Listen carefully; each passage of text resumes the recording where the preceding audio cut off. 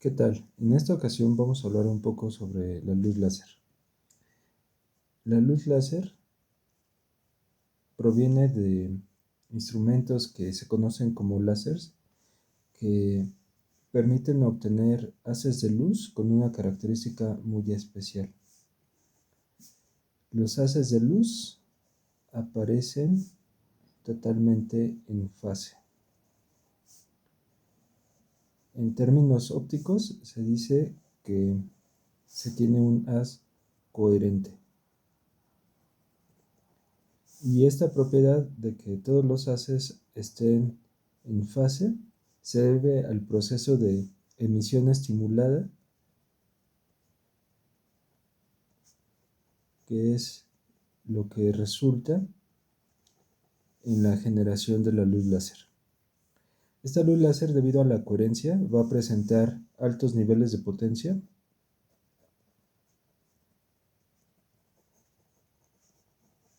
debido a que prácticamente lo que vamos a tener va a ser interferencia constructiva a lo largo de toda la ruta óptica.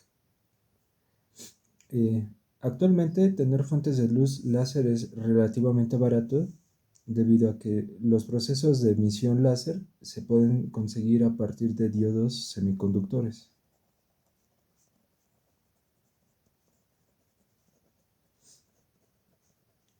Que es lo que encontramos en los apuntadores láser o en otros dispositivos que tienen este tipo de diodos, como por ejemplo los reproductores de discos compactos o de DVDs o de Blu-rays.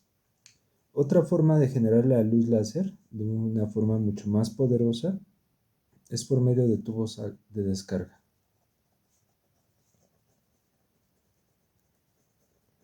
Y estos tubos de descarga usualmente tienen gases como el CO2 que se encuentran encerrados dentro de una ampolla de vidrio y alrededor de esta ampolla se tiene una fuente de luz muy intensa en forma de una espiral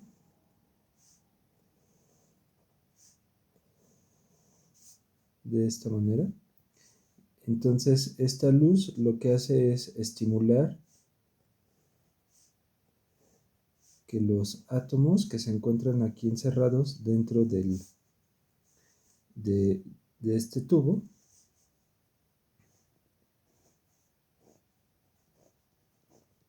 emitan fotones y van a encontrar a la salida de este tubo unos espejos, en particular un espejo que es totalmente reflector y un espejo que es parcialmente reflector.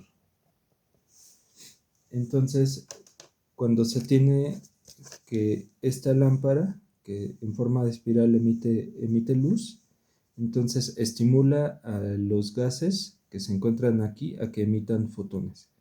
Y estos fotones empiezan a propagarse hasta que encuentran el espejo. Después, cuando encuentran el espejo, se reflejan hasta que encuentran el otro espejo y vuelven a reflejarse sucesivamente, hasta que tienen la suficiente coherencia para lograr salir del espejo parcialmente reflector y obtener entonces la fuente láser. También, en vez de tener el tubo de gas, se suele tener una barra de algún cristal como rubí, que da como resultado también láseres de alta potencia. En la actualidad, este tipo de equipo se puede encontrar en laboratorios especializados, pero podemos hacer algunos experimentos ocupando los diodos láser que se encuentran dentro de los apuntadores. Este dispositivo que tenemos acá es precisamente uno de estos diodos láser. Pueden ver que se encuentra aquí con esta pequeña tubo de bronce y el diodo láser se encuentra en el interior de este tubo. Esta tarjetita se puede encontrar en un apuntador láser, simplemente hay que cortarla adecuadamente para quitar los componentes que no son necesarios, que en este caso tenían un par de LEDs blancos que servía como una pequeña linternita. Y lo único que hicimos fue soldarle un par de terminales para poderlo conectar a una batería. En este caso, una forma de identificar cómo hacer la conexión es que el punto central que pueden ver es el positivo y el punto que está conectado a este pequeño resistor de montaje superficial es el punto negativo. Entonces, si bien podemos trabajar la fuente láser directamente en el apuntador, nosotros decidimos sacarla para tener la libertad de ponerla por ejemplo, en una fuente de alimentación y no depender de las baterías que podían agotarse en estos apuntadores. Entonces, lo que vamos a hacer es conectar la fuente de alimentación. En este caso va a ser la tarjetita de Arduino. Y vamos a colocar el punto positivo en el terminal de 3.3 volts. Y de esta manera, nuestra fuente de luz láser se puede ver que está por aquí. Ahora, lo que vamos a hacer es, vamos a probar primeramente la condición de reflexión. Entonces, aquí tengo en este experimento un pequeño espejo y he marcado una línea que representa la normal a la superficie del espejo. Entonces, voy a hacer que las incida en esa posición y vamos a marcar, vamos a dejarlo fijo para poder marcar el ángulo con el cual incide y el ángulo con el cual se refleja.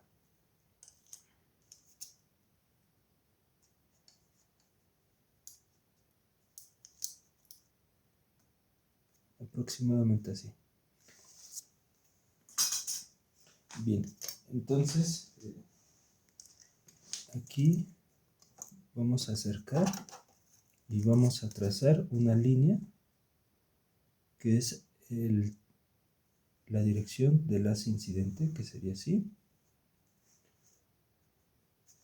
y una línea en la dirección del haz reflejado, que es así aproximadamente.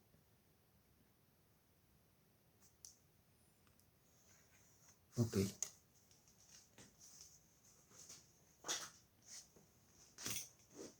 A partir de estas líneas les vamos a seguir continuando hasta llegar al punto donde la luz toca al espejo,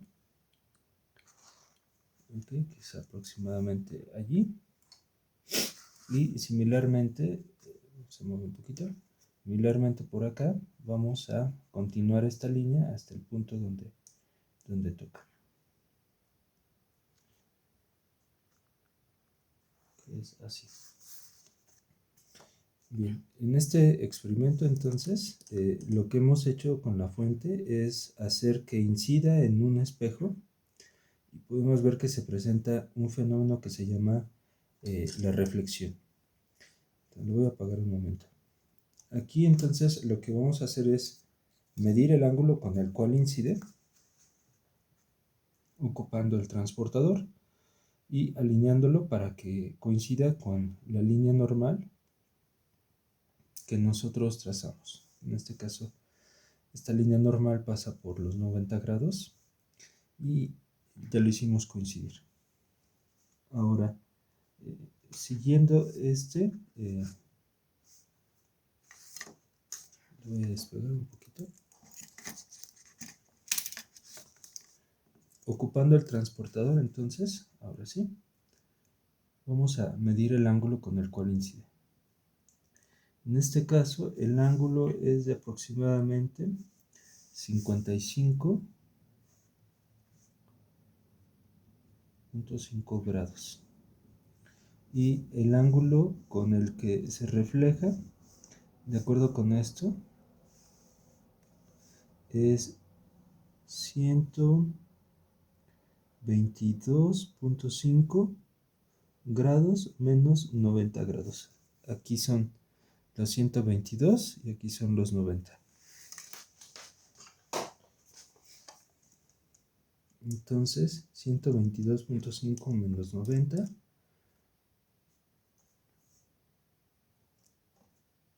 ver, un momento.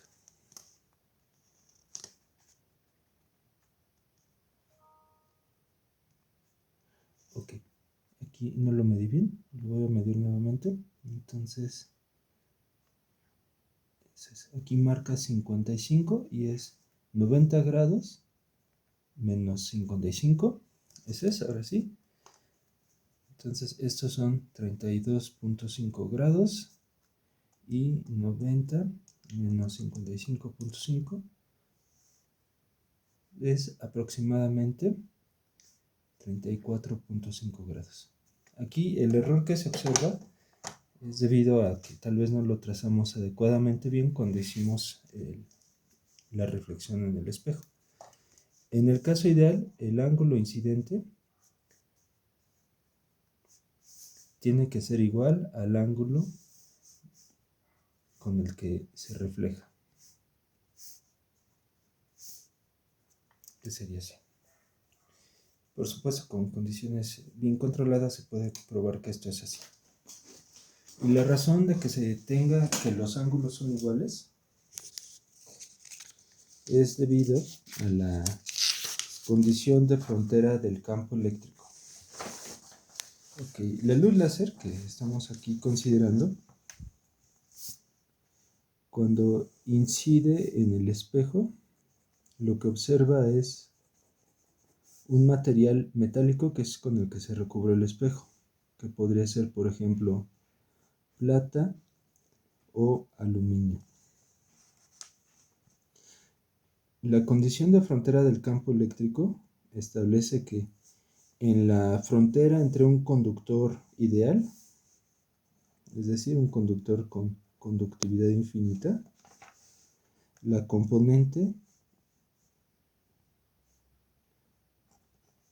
tangencial del campo eléctrico es igual a 0.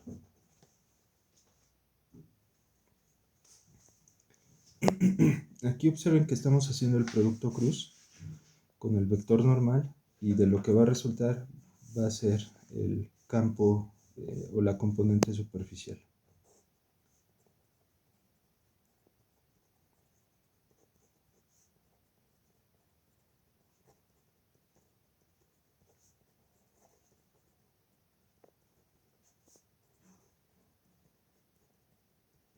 Okay. Ahora, ¿esto en qué se traduce? Se traduce en que cuando tenemos un campo eléctrico incidente,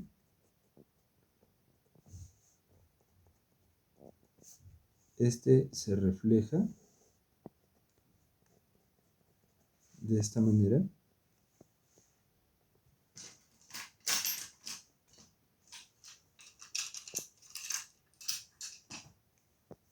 Y la componente superficial del campo eléctrico incidente es esta. Le voy a llamar E incidente superficial. Y la componente superficial del campo con el que se refleja es esta.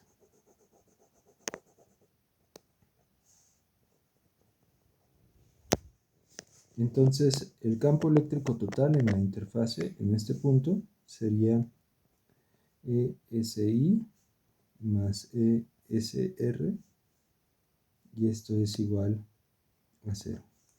Es decir, que el campo incidente de la componente superficial es igual a menos el campo incidente, el campo reflejado en su componente superficial.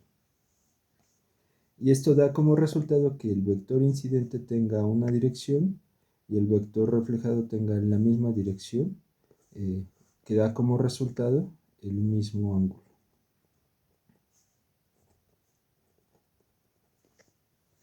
Ahora, esta condición de frontera que comentábamos es para el conductor ideal.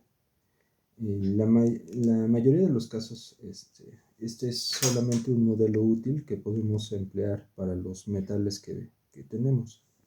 Por ejemplo, aquí tengo una pequeña tabla con metales típicos que encontramos para la industria eléctrica y también la industria óptica, como la plata, el cobre, el oro, el aluminio.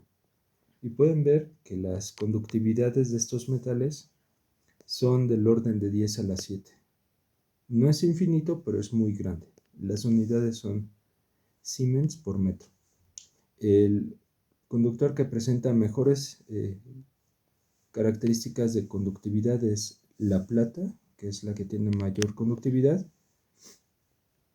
y por supuesto el cobre, que es un metal mucho más barato que la plata. No obstante, estos dos metales tienen algunos problemas. El primero es el cobre, que se oxida con el oxígeno del ambiente, y el óxido de cobre resulta ser un semiconductor. Por otra parte, la plata no se oxida con el oxígeno, pero sí con el nitrógeno del ambiente, formando nitruros. Entonces, el único metal que logra resistir a la acción de los gases es el oro, el cual no se oxida y permanece manteniendo sus características conductoras. Y por esta razón en la industria electrónica, pues el oro se emplea muchísimo para recubrir elementos conductores que van a estar sujetos, por ejemplo, a altas frecuencias.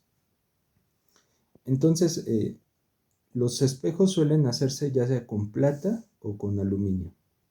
La plata se suele depositar a partir de un proceso químico donde se tiene nitrato de plata que se disuelve en agua y se deposita sobre un vidrio. El aluminio también permite generar espejos a partir del proceso de sputtering, es decir, se gasifica el aluminio y se deposita sobre los vidrios.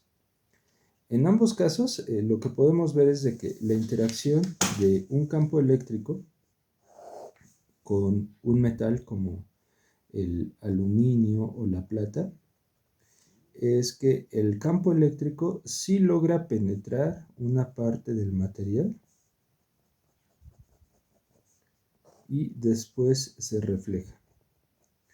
Y esta profundidad de penetración se representa solamente con la letra delta y se calcula con la siguiente fórmula.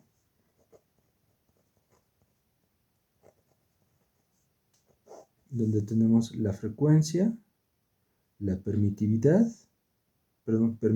del medio y la conductividad.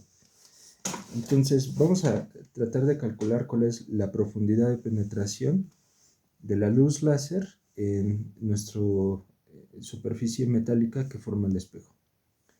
En la luz láser, la longitud de onda del color rojo aproximadamente es de 960 nanómetros. Entonces, la frecuencia que le corresponde la podemos calcular a partir de la siguiente relación.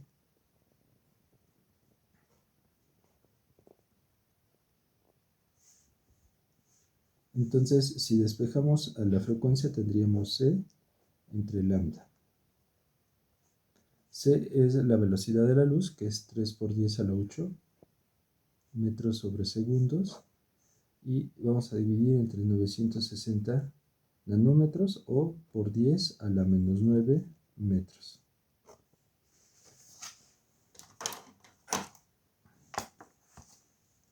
Entonces, si hacemos la división,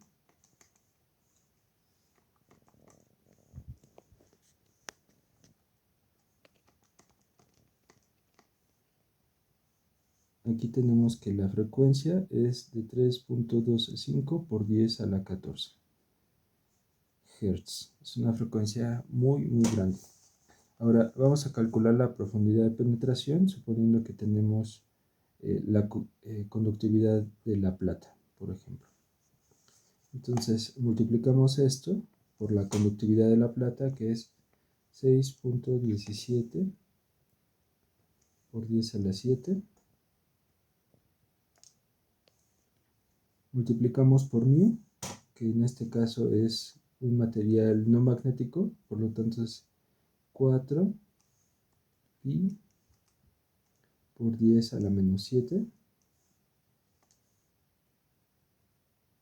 y finalmente multiplicamos por pi. Y a esto le sacamos raíz cuadrada. Y por último el inverso. Entonces la profundidad de penetración en la plata es del orden de 3.62 nanómetros. Observen que las dimensiones atómicas suelen ser de este orden precisamente. Entonces tenemos aquí un resultado bastante claro que la luz de la fuente láser logra penetrar, pero hasta apenas unos cuantos átomos y después reflejarse. Entonces el modelo del conductor ideal aplica bastante bien a las frecuencias ópticas y la condición de frontera del campo eléctrico es la que explica el fenómeno de la reflexión en las superficies de los espejos. Gracias.